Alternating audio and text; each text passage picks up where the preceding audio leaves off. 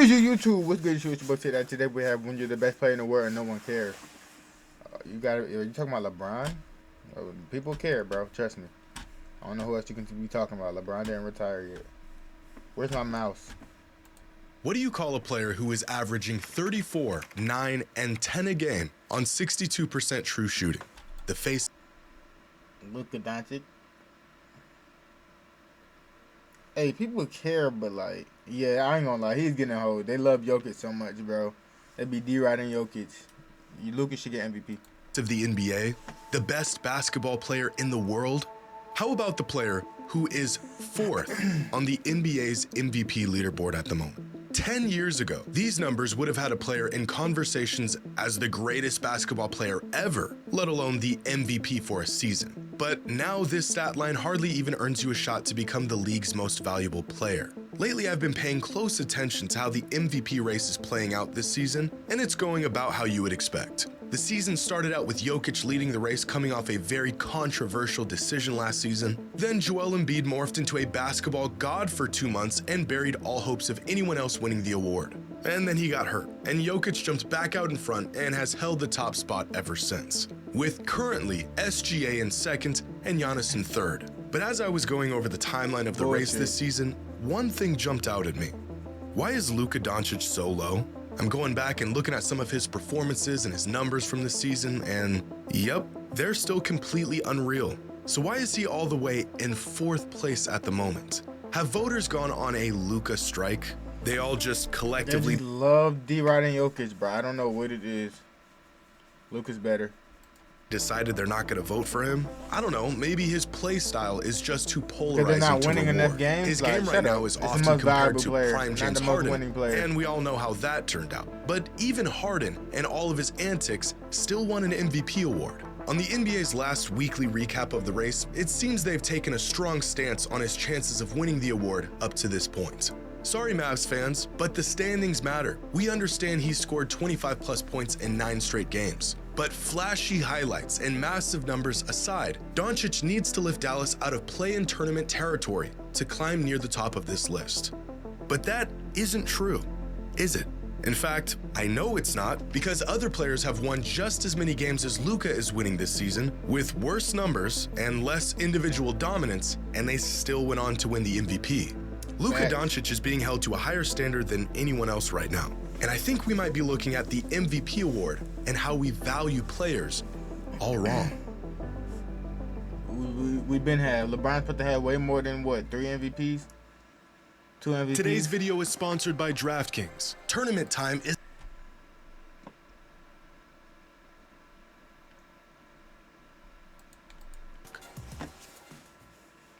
When Luka Doncic first entered the league in 2018, he immediately leapfrogged all the assumptions we had about his game and his potential. By his 2nd season, his 29 points, 9 rebounds, and 9 assists a game earned him first-team All-NBA and a 4th place finish in the MVP voting at just 21 years old. By the end of his 2nd season, the general perception was that this guy was the future of the NBA. An MVP award was inevitable, and it would happen sooner than later. But Luka is now in his 6th season in the league, and despite getting better nearly every single season, his place on the MVP leaderboard has only fallen virtually every season. Voters seeming to become less and less interested in this Luka magic. How did Luka's best case for the most valuable player in the NBA come in just his 2nd season and has only gone downhill since?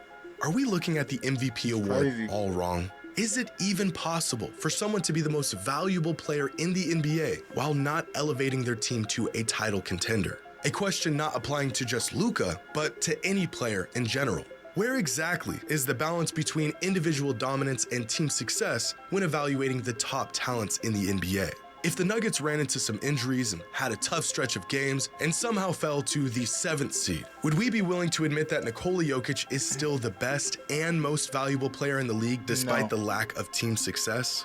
Is it possible to get voter have a way better team than Luka, way better fatigue or even player fatigue before a player has even won anything? Here's a number for you, 41.8. This is the number you get if you combine the average points, rebounds, and assists per game of every MVP winner over the last 30 years. This season, Luka is averaging 53.2 combined points, rebounds, and assists. The highest combined total since Kareem over 50 years ago in 1972.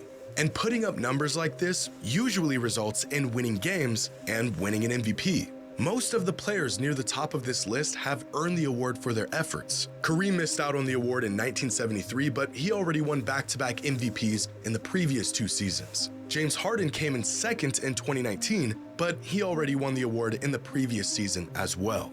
Luka, on the other hand, seems to be suffering from a rare case of voter fatigue before winning any awards. Raising the bar to first-team All-NBA in just your sophomore season means every year after that must be even better if you really want to captivate an audience. And Luka has gotten better every single season. So maybe he's just not winning enough games. The unwritten rule about the MVP award has always been that you not only need to be great, but your team needs to be great. But this isn't always the case. In fact, recently, it's hardly the case, and voters have not shied away from rewarding exceptional seasons, even if it didn't result in overall team success. In 1987, after just over 2 seasons in the league, Michael Jordan finished second in MVP voting ahead of generational talents and vets of the 80s, despite closing the season with a record below 500 and finishing the season on a stretch of 15 losses in 23 games. He was young, he was unproven, and yet voters were still so enamored by his individual dominance that they just looked past the lack of team success. One argument you can make for this season is the fact that it happened nearly 40 years ago in a league where numbers like this were unheard of. But a similar case of crazy numbers and individual performance outweighing overall team performance just happened again a couple seasons ago. In 2022, Nikola Jokic won the league MVP after finishing the season with just 48 wins and the 6th seed in the West. His numbers were incredible and his advanced metrics were even better. In fact, he was so good that the lackluster 48-win total was a bit of an afterthought for many voters. The only thing is, this season, the Mavericks are on pace to winning 48 games as well. And as loaded as Jokic's stat line was in that 2022 MVP campaign, Luka's numbers are just about as good this season. So how does one of these seasons earn a player his 2nd consecutive MVP, and the other hardly even earn a player a spot on the MVP leaderboard? But I think the most glaring case of a player winning over voters with a historic individual season was back in 2017, when Russell Westbrook lit the whole league on fire for 81 games and averaged a 30-point triple-double for an entire season. This was just 7 years ago, and it's already easy to forget just how inconceivable this was at the time. There is not a person on earth who thought a player could average a triple-double for an entire season. So when Westbrook pulled it off, the MVP award had his name on it, and rightfully so. But the Thunder finished with the 6th seed and just 47 wins. In fact, James Harden and Kawhi Leonard both had strong cases to be the most valuable player in the league that season. So again, what has changed between then and now? How did we go from being so captivated with a stat line like this to just casually brushing aside a similar season in just 7 years? But Westbrook's triple-double season in 2017 didn't just shatter our ideas of what were possible from an individual player. His season completely altered the way MVP voting works altogether. His season completely... What is this on this nigga's head? What the fuck is that? Just shatter our ideas of what were possible from an individual player. His season complete. What is this? This can't be your head, bro. What the fuck? Completely altered the way MVP voting works altogether. Up until Westbrook's 2017 season, the MVP award was virtually the best player on the best team award. If your team wasn't the 1st seed or on occasion the 2nd seed going into the playoffs, your chances of winning the award were almost non-existent. From 1988 to 2016, 23 of 29 regular season MVPs went to players who led their team to the best record in their conference. 5 of the 29 MVPs went to players who earned the 2nd seed, and only 1 went to a player who didn't lead their team to a top 2 seed. But with Westbrook's MVP in 2017, voters of the award and fans in general almost recalibrated the way they approached the discussion of who the most valuable player in the league can be and what is required of them. Because 4 of the last 7 MVPs finished the season with the 3rd seed or lower.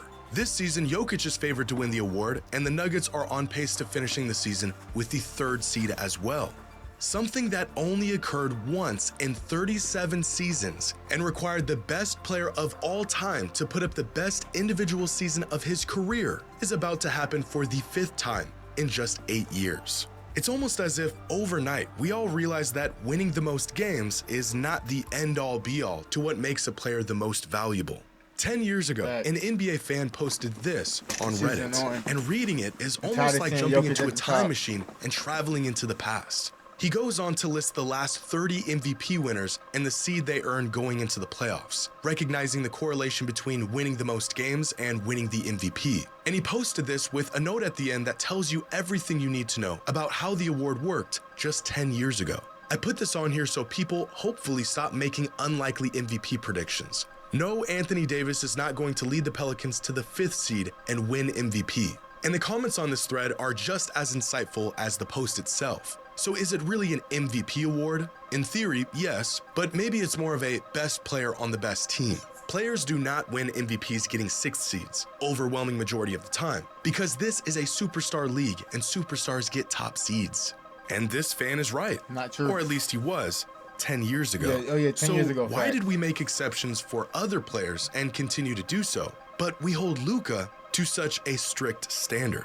If the Mavs went on a nice stretch of wins to close out the season and finished with, let's say, 53 wins instead of 48, finished with the 4th seed instead of the 6th, would that really help Luka's case? The Mavs could have an easy schedule to close out the season. Kyrie could go on a tear. The team could get into a rhythm and earn a higher seed, and Luka could be playing at the same level he did all season. But since they're winning more games, none of which had anything to do with Luka playing better, he would miraculously have a better case for the MVP? I know this is how it works.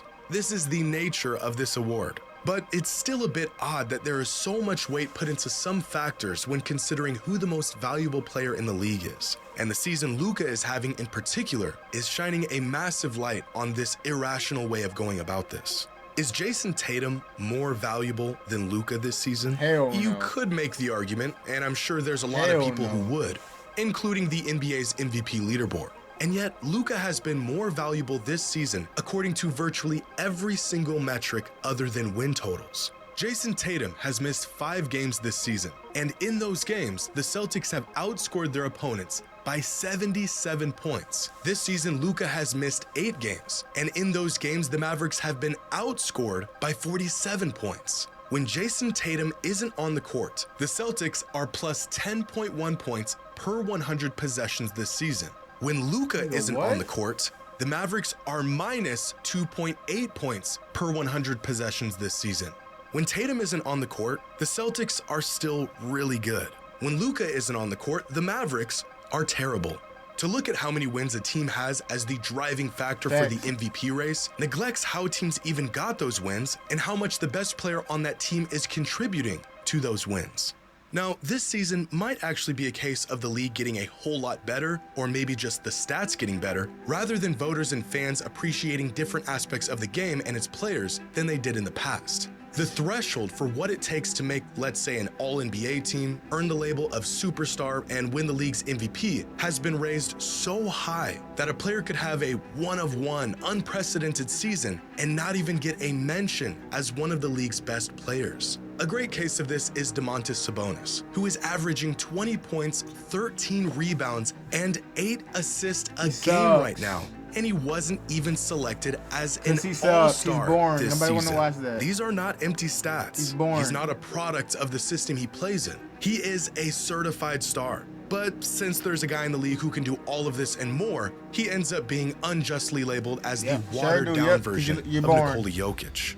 It feels a bit surreal that we live in a time where a player like Luka Doncic exists with numbers like these, and the MVP award isn't already boxed up and on the way to his house as we speak. And this realization is less about Luka and more about the big picture of the league right now. It's hard for me to wrap my mind around how much things have changed, and even harder to grasp how quickly they have changed. How can he be this good and still be trailing behind multiple other players? If it wasn't for Embiid getting hurt, Luka could very well not even be within the top 5 on the MVP leaderboard. while averaging nearly a 34-point triple-double and being on pace for 48 wins. Which begs the question, what would a player in Luka's position need to do to win the MVP? With the 6th seed, an underwhelming supporting cast, and a handful of generational superstars to contend with, what would be the equivalent to the 2017 Westbrook triple-double season in 2024, where the numbers are just too absurd to ignore? 38, 10 and 10, maybe 40 points, 12 rebounds, and 12 assists a night on league-high efficiency? It sounds like hyperbole, but it's not. How good do you have to be to win the MVP in today's NBA? When you put the bar as high as Luka did at such a young age, how much higher would you need to go for it to be impossible for fans and voters to ignore your efforts? Or is the MVP award still just the best player on the best team award? It's the give it to Jokic because we love him award. Fuck, because they would have given it to this nigga last year if everybody wasn't on their ass, but I'm gonna try to think. I think that's true, bro. I think it's definitely true, bro. Luke, I've been saying that, like, Luke getting hold, bro. He should be number one right now. I'm not gonna lie. Let me know what y'all think down below, man. I'm out there, bitch.